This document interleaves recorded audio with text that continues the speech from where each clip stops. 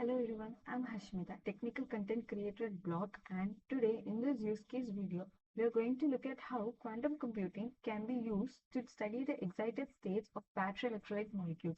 The overall idea is to start with a molecular electronic structure problem, convert it into a qubit Hamiltonian, and then use a variational quantum circuit to study its energy.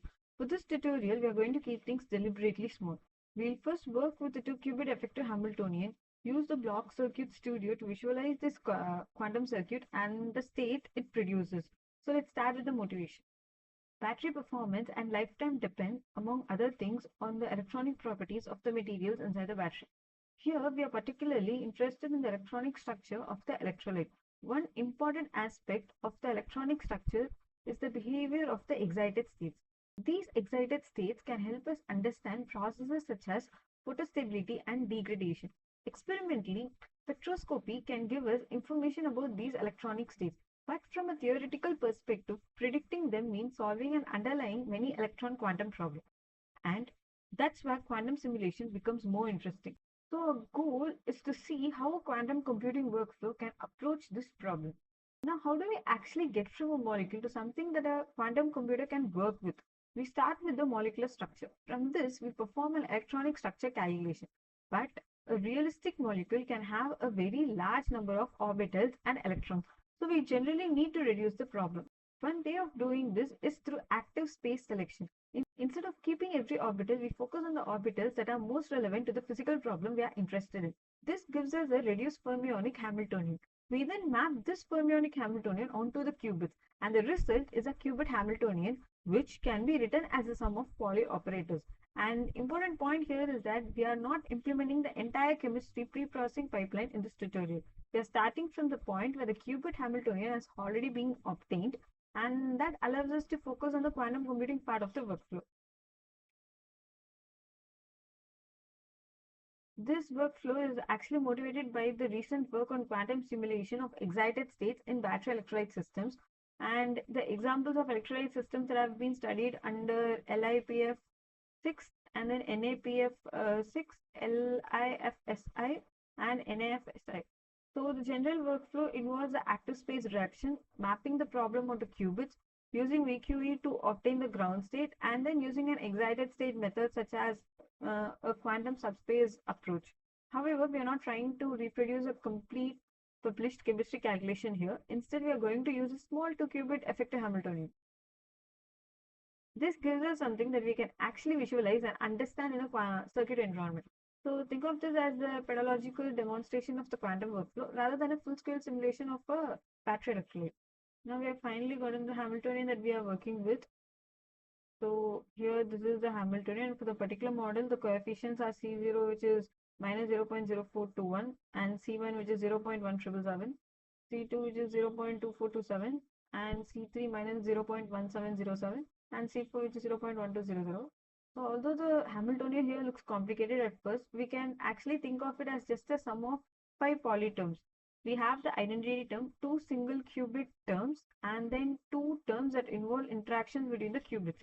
And then we reduce the energy of the quantum state.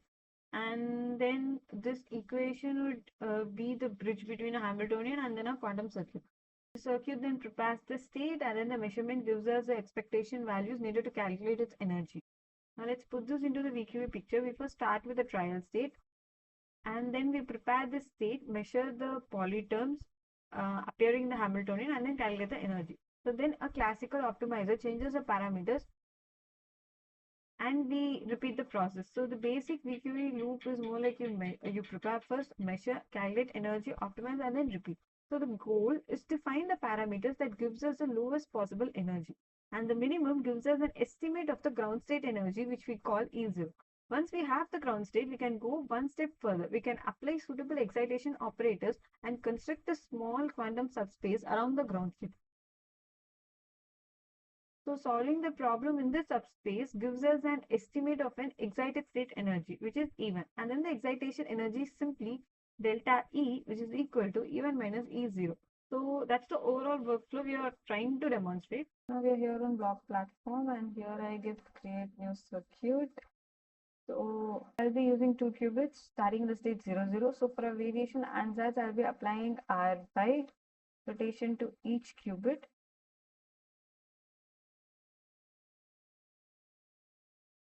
So we have two variational parameters here now, theta 1 and then theta 2. For now, it is assigned a value of pi by 2, which I'll change here now.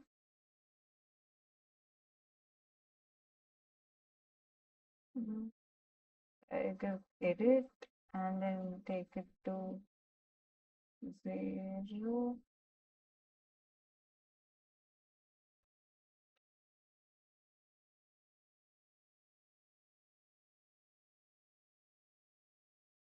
Let's initialize both to 0.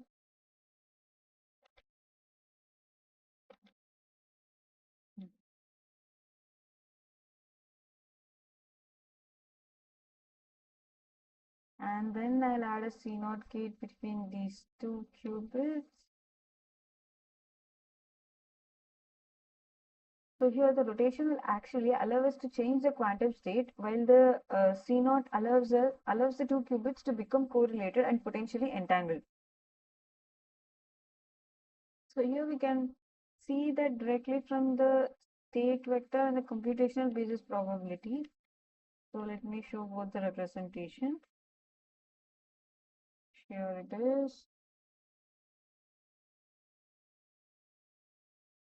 And now let's change the variation parameters. So first I'll choose non-zero values for both the rotation angles here.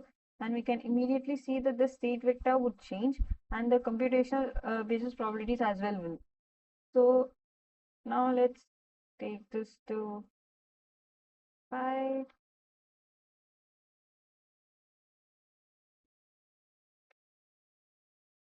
And this one to 5 by 2. Sorry, 5 by 4. Here we go.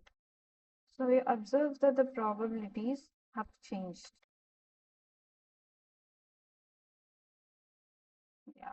So Bloq gives us a very intuitive way of seeing what the variational circuit is actually doing here. We are not just looking at abstract symbols like R, Y, gate theta, and then the C naught anymore. We can actually see the quantum state produced by the circuit and how it changes when we change the parameters. Now there is an important distinction here. The state vector and computational probabilities that we are seeing here are not themselves the VQE energy. To obtain the energy, we would need the expectation values of the Pauli operators in a Hamiltonian. And those expectation values would then be combined with the Hamiltonian coefficients in order to calculate E of theta. So a classical optimizer would then vary the circuit parameters and search for the minimum energy. So what we are seeing in Bloq here is specifically the state preparation part of the VQE workflow. So let's come back to the bigger picture. We started with an effective 2-qubit Hamiltonian representing a simplified electronic structure problem. We then translated the variational part of that problem into a quantum circuit. And using Bloq, we were able to directly visualize how the circuit parameters change and the quantum state and its computational probabilities would change along with it.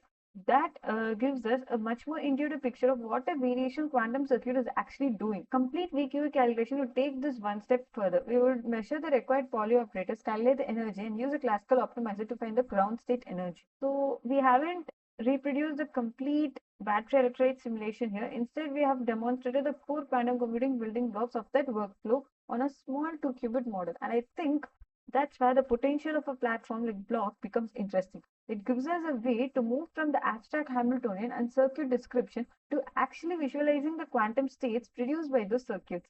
For larger and more realistic chemical problems, the same basic ideas can be extended to larger active spaces and more qubits. And that's the basic workflow for using quantum circuits to explore electronic excited states in battery materials. Thank you.